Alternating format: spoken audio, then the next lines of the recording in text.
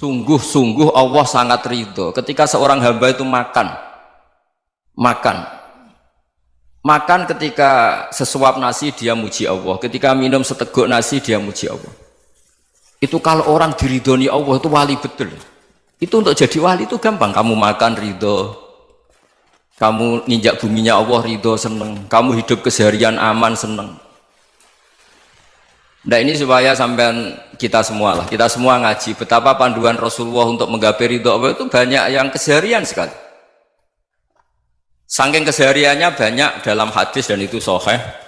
Nabi menyebut hal-hal yang keseharian. Hatta ma tas'alu fi fimra'atika, kamu punya uang kemudian istri kamu bisa makan itu ibadah. Bahkan sebagian ibadah itu dicontohkan Nabi yang akhirnya diprotes sahabat. Yaitu wa fi buti ahadikum sedekah, kamu menggauli istri kamu itu ya sedekah. Sampai sahabat bilang yang benar ya Rasulullah. Ayati ahaduna syahwatahu wa huwa lahu ajrun. Masa urusan biologis, urusan syahwat kemudian dia dapat pahala. Nabi menjawab, alaysa lawadu'aha fi haramin akana alaihi wisrun. Bagaimana kalau dia meletakkan ke yang tidak benar itu kan dosa. Nah, hal-hal seperti ini yang saya ingin teman-teman semua saya juga agak ingin ngaji demi Anda juga agak ingin. Itu dosa sekali ngaji kok pesanan kelompok tertentu itu enggak boleh. Islam itu untuk semua. Jadi ya cuma karena di depan saya jenengan ya seakan-akan jenengan korbannya.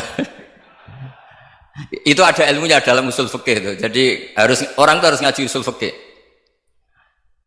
Nama yang disebut, mungkin Mas Sufyan masih ingat zaman ngaji usul fikih. Nama yang disebut itu tidak jaminan sebagai prioritas perintah. Jadi misalnya gini, kebetulan yang di depan Nabi itu Abu Dzar. Nabi ya bilang, ya Abu Dzarin ini uhibbuka misalnya, atau ya Mu'ad ini uhibbuka, atau ya Abu Hurairah ini uhibbuka misalnya. Banyaklah riwayat yang Nabi nyebut ya Abu Dzarin, ya Mu'ad, ya Abu Hurairah. Kemudian misalnya Nabi meneruskan khitab, ini uhibbuka, saya mencintai kamu, fakul dubur sholatin, atau sebagian riwayat disebut fala tada'anna dubura kulli sholatin, Allahumma a'inni ala dzikrika wa syukrika wa husni ibadatik. Saya mencintai kamu, siapa saja, Mu'ad bisa, Abu Dzar bisa siapa. Saya mencintai kamu, mohon kalau habis sholat kamu jangan lupa wiridan Allahumma a'inni ala dzikrika wa syukrika wa husni ibadatik. Ya Allah, tolong kami permudah supaya mudah ingat engkau. Anda tidak bisa mentang-mentang, wong nama saya Parmin, nama saya Purnomo, itu yang diperintahkan Mu'ad misalnya.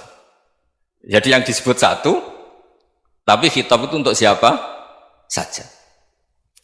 Saya teruskan. Jadi saya mohon semua kita melakukan kebaikan itu, kalau dalam kaidah fikih disebut al yakin la yuzalu bisyak. Banyak kebaikan yang kebenarannya itu 100%. Tidak punya efek samping ke pihak lain, ke kelompok lain, ke komunitas lain. Itu tadi misalnya Anda makan dan itu murah sekali, hanya butuh satu piring, setiap punyaan kamu muji Allah, setiap minum kamu muji Allah. Itu redaksinya Rasulullah SAW disebut Allah sangat ridho ketika seorang hamba makan kemudian dia memuji Allah, atau minum kemudian dia muji Allah. Logikanya gampang, negara seperti ini yang kamu harapkan bentuknya kayak apa, mertua, ipar, komunitas, tetangga, itu nyata terjadi itu kan belum pasti. Sementara yang mesti terjadi adalah kamu butuh makan, kalau tidak mati. Butuh minum, kalau tidak mati. Butuh bumi yang nyaman ditempati, kalau tidak kita juga mati. Sebab itu Allah kalau menyebut nikmatnya itu hal-hal yang keseharian. Alladzi at'amahum min ju'. Allah itu siapa? Allah itu yang menciptakan kamu bisa makan. Tidak berlebihan. Allah itu yang menciptakan kondisi sosial itu ideal. Zaman Nabi itu ya ada orang munafik. Orang-orang pilihan Allah itu juga diuji orang sekelilingnya yang macam-macam. Semua diuji sesuai konteks zaman dan waktu. Nah, tapi ada ibadah-ibadah yang selalu disarankan Nabi. Sampai Nabi itu pernah ditanya, ayul islami khairun ya Rasulullah, Islam terbaik itu gimana? Jawaban Nabi itu unik. It'amut to'am. Islam terbaik itu ya makan-makan, santai-santai. Ketika Allah menyebut beberapa kebaikan, falak tahamal aqobah wa ma adrokan Allah mal aqobah. Terusannya apa? Fakku rokobah. Terusannya apa? Au it'amun fi yaumin di masubah. Ya, itu acara makan-makan itu juga Islam. Kenapa? Ya bayangkan kalau tidak ada makanan kita mati kan? Kondisi sosial tidak ideal itu Anda masih gak apa-apa. Tapi kalau Anda tidak makan, Anda tidak minum, Kamu punya istri cerewet masih bisa hidup, punya mertua cerewet masih bisa hidup. Tapi kalau tidak makan bisa mati. Berarti penting mana istri sama makan? Penting mana? Makan. Semoga istri Anda dengar, nanti kamu disuruh makan tapi pulang deh. Itu kalau dibahasakan makan masih memahami. Penting mana nasi satu piring dengan istri. Nggak ada nasi mati, nggak ada istri belum mati. Penting mana? Gak berani jawab kan? Nah, ternyata Anda ada garang kan di depan istri. Jadi saya mohonlah, mungkin Mas Sufyan Sauri tadi yang bisa bantulah teman-teman tuh ngaji yang keseharian saja. Karena kita nyari ridha Allah itu berdasar firman Allah, dan firman Allah itu menyebut keseharian tuh riang gampang. Yaitu tadi misalnya wa min ayatihi manamukum bil laili wan nahar. Termasuk ayat-ayat Allah itu kamu tidur. Maka dulu itu ada guyonan, ada tokoh Mu'tazilah, kelompok dalam Islam yang berpikir manusia itu bisa menentukan ikhtiarnya sendiri. Karena saya bisa duduk, ingin berdiri, berdiri. Karena kelompok ini nggak terima kalau semua kehendak Allah, nanti bagaimana kalau semua kehendak Allah kok ada hisab ya, ada sanksi. Lucunya itu dia akhirnya, ini cerita ya, mencintai seorang perempuan cantik sekali. Dan itu dia menjadi ahli sunnah itu oleh hal-hal yang sepele. Karena istrinya cantik, ya namanya suami istri hubungan intim. Terus ditanya, Mas masih ingin lagi? Masih. Silahkan diulang lagi. Wah ya tidak bisa. Katanya manusia bisa menentukan yang diinginkan. Itu tobat itu.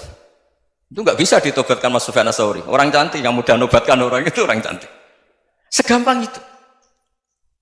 Akhirnya kita tahu, makanya kalau dalam kitab Hikam itu disebut al-aqil mayyakul madza yaf'alu wa hubi wal ghafil mayyakul madza af'al. Orang yang punya akal karena sadar ini wilayah Allah, semua milik Tuhan, itu dia tiap hari berpikir besok Allah akan melakukan apa terhadap dunia ini. Kamu merencanakan sesuatu mau plesir ternyata gempa, mau wisata ke Rusia ternyata perang. Kamu tidak pernah tahu apa yang akan terjadi besok. Wa ma tadri nafsum madza taksibu ghadan. Tapi anda semua kita ini sering punya jadwal permanen. Makanya saya kalau diundang siapa saja, sana takdir.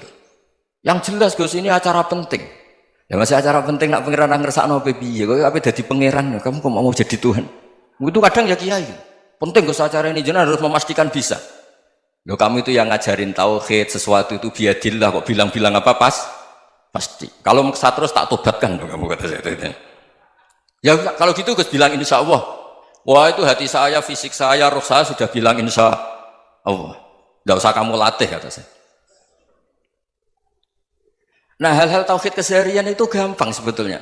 Wal ghafil yaqulu madza af'al. Tapi orang yang lupa Allah dia setiap hari bilang besok apa? Kita bisa melakukan apa? Seakan-akan dia itu aktor, dia penting, dia subjek permanen, dia.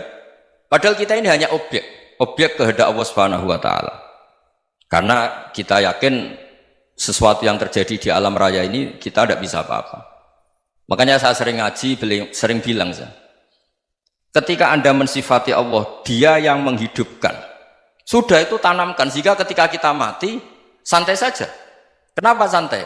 Allah punya cara menghidupkan kita. Zaman kita hidup juga gak tahu caranya ngelola jantung, ngelola paru-paru. Kamu juga gak tahu ngelola oksigen yang tidak beracun, tidak ngandung polusi. Tahu-tahu hidup. Gak ingin tua ya tahu-tahu tua, gak ingin mati tahu-tahu mati. Selama ini kita hidup juga gak tahu apa sebetulnya. Hanya gaya tok, punya jadwal, punya planning. Kalau kamu bisa menentukan pilihan Anda, pasti Anda istrinya cantik, 4 neriman semua, qanaah semua. Nyatanya enggak kan? Sudah 1 jelek, cerewet. Oh itu kan, nyatanya enggak bisa apa-apa Anda kan? Dan kamu bawa mati lagi. Itu kan, istri Anda juga gitu, punya keinginan, punya suami yang ganteng, yang jabat, yang neriman, yang enggak poligami. Ya enggak kesampaian juga. Kalau kita ngitung tingkat kegagalan kita itu gagal terus. Ya kan? Nah, terus ingat Allah, madza yaf'alu wa bi. Orang yang punya akal selalu berpikir Allah itu menghendaki apa terhadap saya.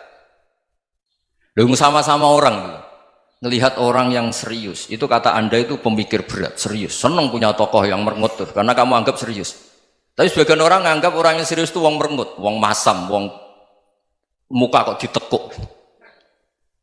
Jadi sama Itu hati, ya muqallibal qulub tsabbit qalbi ala dini. Karena kita nggak tahu cara berpikir kita tentang orang lain, tentang sekeliling kita. Misalnya kita orang baik yang jenis ngrumat fakir miskin. Ada orang bangun masjid mewah itu janggal. Apa artinya masjid mewah kalau banyak orang kelaparan? Tapi kalau yang jenis pendidikan, apa artinya masjid mewah kalau tidak bisa ngaji? Nanti yang jenis infrastruktur, apa artinya ini kalau semuanya punya sudut pandang yang berbeda-beda. Dan Islam mengapresiasi semua kebaikan. Tapi katakan semua kebaikan itu adalah kehendak Allah Subhanahu wa taala. Karena apapun baik Anda itu pakai fasilitas yang diberikan oleh Allah Subhanahu wa taala. Sehingga ini yang disebut qulillah tsumadarhum fi khawdihim yal'abun. Ya kembali tadi ke tema-tema bahwa keseharian Anda ini sudah Islami. Saat Anda tidak bisa melakukan apa saja. Saya sering ada jenazah, biasanya kalau tetangga meninggal saya sering disuruh ngelepas. Saya bilang orang ini baik karena sering ngelamun di rumah, sering nganggur di rumah. Ditanya sama anaknya, kenapa Gus nganggur baik? Ya kalau dia nganggur artinya juga agak berbuat sesuatu yang maksiat kan? Ya kan? Orang nganggur di rumahnya ya tidak bunuh orang, tidak maling, tidak korupsi, ya namanya nganggur di rumah. Lah cuma istri cara pandang nganggur gak menghasilkan uang itu. Tapi juga gak menghasilkan kriminal kan? Jadi sebenarnya Islam itu cara, makanya kalau sampai ngaji usul fikih itu ada kitab usul fikih namanya Lubul Usul, itu terkenal sekali di pesantren itu. Itu kalau ngapresiasi keseharian itu luar biasa. Izma min mubahin illa wa yatahaqqaqu bihi tarku haramimma. Karena keseharian yang mubah saat Anda lakukan itu ada kehebatan yang luar biasa, yaitu meninggalkan haram. Makanya dulu banyak orang-orang alim ketemu temannya itu guyon sampai semalaman. Itu biasanya yang semangat Islam itu kiai kok tidak tahajud, kiai kok tidak witir. Orang yang sedang mapan uangnya banyak, malam itu tidak kelayaban itu sudah luar biasa. Melawan nafsu supaya tidak maksiat itu sudah luar biasa. Supaya lupa guyon sama temannya semalaman sampai subuh. Gejlok-gejlokan ngenang zaman miskin, zaman kuliah nggak jelas, zaman apa. Melihatnya jangan tarkut tahajud. Seperti ini meninggalkan tahajud, tapi meninggalkannya ini talkul muharramat. Jadi kayak apa hebatnya? Sehingga Imam Ghazali punya riwayat yang agak unik. Hatta takuna ibadatu akhiri hadil ummah iku an-naum. Sehingga suatu saat ibadah terbaik umat ini itu tidur. Itu kan riwayat kontroversi. Ketika Imam Ghazali tanya, kenapa iya? Kenapa kamu mulai keluar dari rumah itu sudah banyak maksiat? Melihat perempuan yang enggak mahram, melihat fenomena. Tapi kalau kamu tidur itu enggak melihat apa-apa. Tapi juga kamu jangan nganggap tidur itu ibadah betul. Saatnya melakukan fardhu ain malah masih tidur. Tapi itu sudut pandang yang menjadikan kita Islam itu gampang. Jadi saat Anda tidak bisa aktivitas apa-apa, misalnya ada beberapa orang yang lumpuh. Lumpuh itu memang nggak bisa Jumatan, nggak bisa ibadah, tapi dia juga nggak bisa maksiat.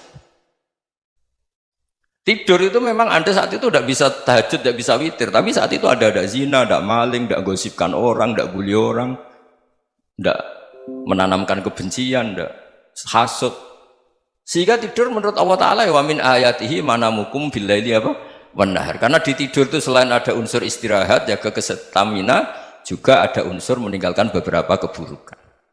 Nah saya mohon ibadah yang keseharian ini kita jaga. Supaya kita semua baca ayat itu fasih. Fasih itu tertanam di hati. Allah itu siapa? Alladzi at'amahum min ju'i wa amanahum min khauf. Dan Allah kalau cerita di Quran itu anna subabnal ma'a subba thumma syaqaqnal ardhan wa syaqqa fa'ambatna fiha habba wa inaba wa qadba wa zaituna wa nakhla wa hadaika hulba. Kamu tahu saya ini siapa, kata Allah. Saya ini adalah Tuhan yang menurunkan air, kemudian ada tanaman banyak. Habba wa inaba wa qadba, ada zaitun, ada tin, kalau orang Jawa mungkin ada tela, ada padi, ada mangga, ada pisang. Sudah. Wa inaba wa zaituna wa nakhla wa hadaika hulba. Ada perkebunan yang lebat. Tujuannya apa? Mata Allahkum, silahkan kamu pakai, kamu nikmati. Tapi karena kadang kita ini punya ide-ide besar.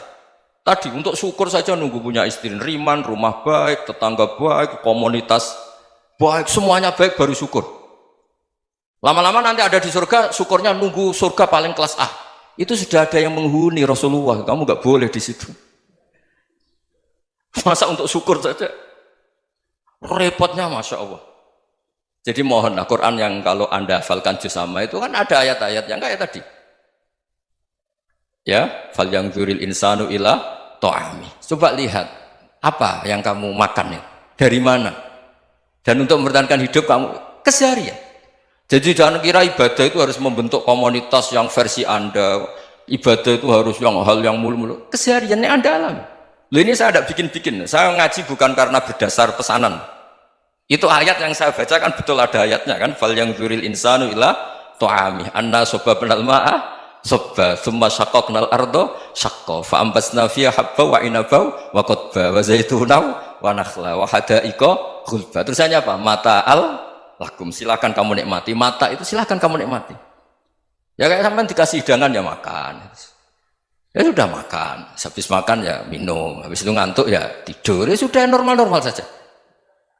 Kayak apa indahnya Islam? Tapi Anda mencari Islam yang gimana lagi?